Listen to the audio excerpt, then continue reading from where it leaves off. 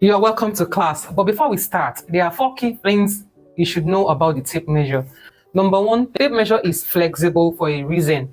A sewing tape measure is soft and flexible because the human body has curves. You can't measure around a waist or hip, for example, with a stiff ruler. That is why your tape measures bend and wrap easily around the body.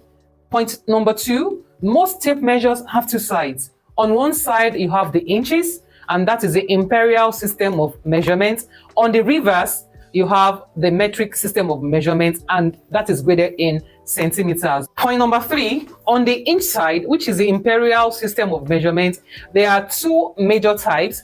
So for some tape measure, you have 8 lines that make 1 inch, while the 1/16 scale has 16 tiny lines that make up an inch. So these tiny divisions matter, especially when precision is key to fit. So don't guess them or jump past them. Then point number 4, not all tape measures are the same length. They come in different lengths. We have the 60 inches, which is the most common. We also have the 80 or 120 inches. These ones are ideal for plus size or when measuring large garments or drapes.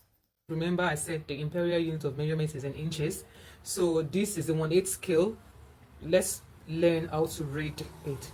So this is more like the beginning of your tape measure, this first long line. So don't pay any attention to this first line. So we now start to count from that small mark or that small line. If you begin to count from here till you get to 1, you realize that you have 8 lines.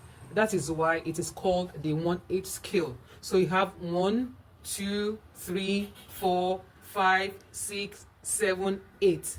Is that okay? So like I said earlier, I said 8 short lines make up an inch in the imperial system of measurement. That is with the 1/8 scale.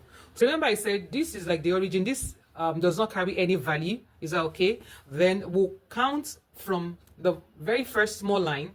So I will count this as 1 out of the 8 lines that make up 1 inch. So how do I read it? I'll write it as 1/8. So this 1/8 is okay as it is, right? It is a perfect fraction as it is.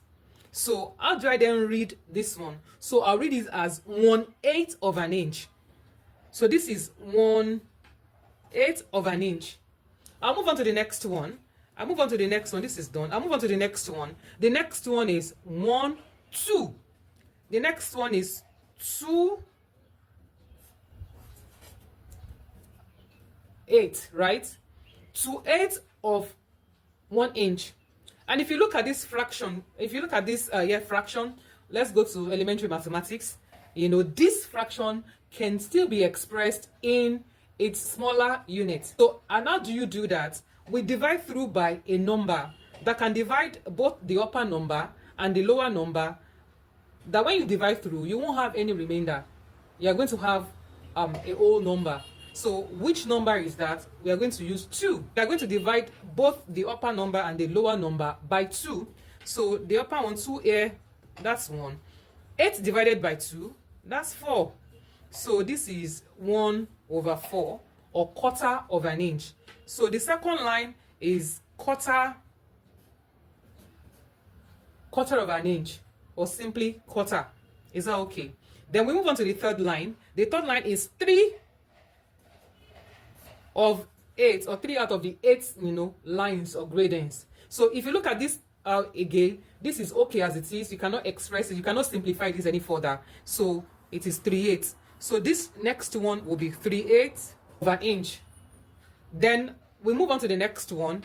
The next one, if you look at it very well, it's slightly longer than the previous lines that we have treated. And if you look at it, of course, you'll see that it divides 1 inch into 2 equal halves. That is how you come about the half of an inch. So let's also do a simple mathematics. So we count 1, 2, 3, and 4. So that line is 4, right, over 8. And again, we simplify it by dividing through by 4. 4 divided by 4, that gives us 1. 8 divided by 4 gives us 2. So this is half inch, right? So that is why you have this as your half inch. Are you following? So the next one is 5/8. That's 5/8. And again, this is as good as it is. So it is read as 5/8 of an inch. Then we move on to the next one, which is 6, line 6 from 8.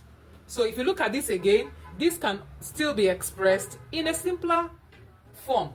So what do? We divide through by a number that after dividing would give you a whole number. So divide both numbers by 2. So 6 divided by 2 gives us 3. 8 divided by 2 gives us 4, right? So we have 3/4, or 3/4 of an inch. So the sixth line is read as 3/4 of an inch. Are we following? Then the next one will be 7/8. So that is perfect as it is. So 7/8.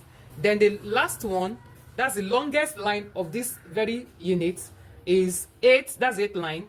That will give us 8/8.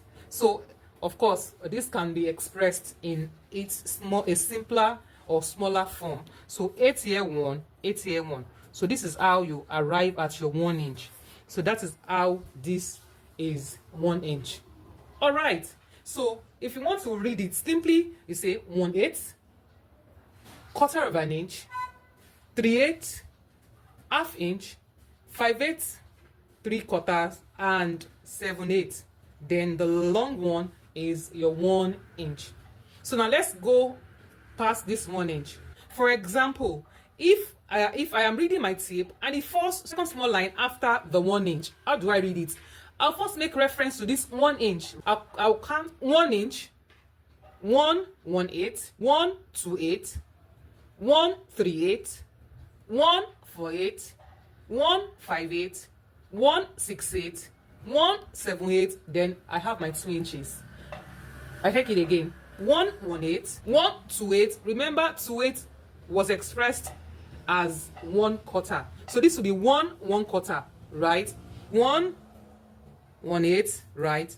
1/1/4, 1/38, 1, that is half, 1.5, and so on. And I want you to attempt these exercises. So let's take for an instance, you're measuring and your measurement lands on, let's say it lands on, I'll call this place A, another one lands on B, another one lands on C.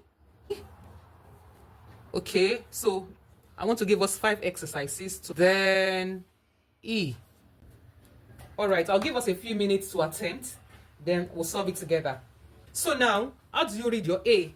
You reference the number before your A. So you first reference this. So to read my A will be A is then going to be 2. I first write 2, then I'll count 1, 2, 3, 4, 5, 6. 2, 6, 8. Remember, I can express this in a simpler unit. So this will be 2, right? 3/4 inches. So the A is 2 3/4. B, where's B? B, 3. Remember, we are going to reference 3, then 1/8. So B is 3/1/8. C, where's our C? C, 3/4/8. So remember, 4/8 is same as half. So my C is 3.5. So what did you get as your D and E? Drop the answers in the comment section. I'll see you in the next class. Bye-bye.